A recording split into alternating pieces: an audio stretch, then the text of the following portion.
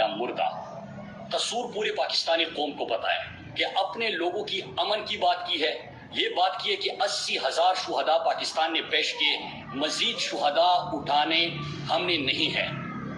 ہم نے یہ کہا ہے کہ آواز اٹھانا جنازے اٹھانے سے بہتر ہے۔ ہم نے یہ کہا ہے کہ ہم نے خوشحالی، ترقی اور امن دیکھا ہے، ہم کسی کو بھی اجازت نہیں دیتے کہ ہمارے لوگوں کو ایک دفعہ پھر سے ایندھن بنائے جائیں، اور یہ جرائم کی تفصیل بڑی خطرناک ہے۔ میں اپنی قوم کو بتانا چاہتا ہوں کہ یہ مراد سعید کو اگر رستے سے ہٹانا چاہتے ہیں تو آپ نے رکنا نہیں ہے، آپ نے خود فیصلہ کرنا ہے کہ آپ نے خودداری سے جینا ہے، آپ نے حقیقی آزادی حاصل کرنا ہے، آپ نے اپنے لوگوں کو اور اپنے پاکستان کو کسی کی لڑائیوں میں اور کسی کے لیے ایندھن نہیں بنانا۔ اور میں ان کو پیغام دینا چاہتا ہوں جو یہ حکم دیتے ہیں کہ چاہیے زندہ یا مردہ، تو ان کو میں یہ بتانا چاہتا ہوں کہ یہ پاکستانی قوم ہے، یہ ہر گیم سمجھ چکے ہیں، ان کو پتا ہے کہ کس چیز کے پیچھے کون لوگ ہیں، اور یہ رکنے والی نہیں ہے، یہ حقیقی آزادی حاصل کر کے رہیں گے، یہ پاکستان کو غلامی سے نجات دلائیں گے، یہ پاکستان کو پرائی جنگوں میں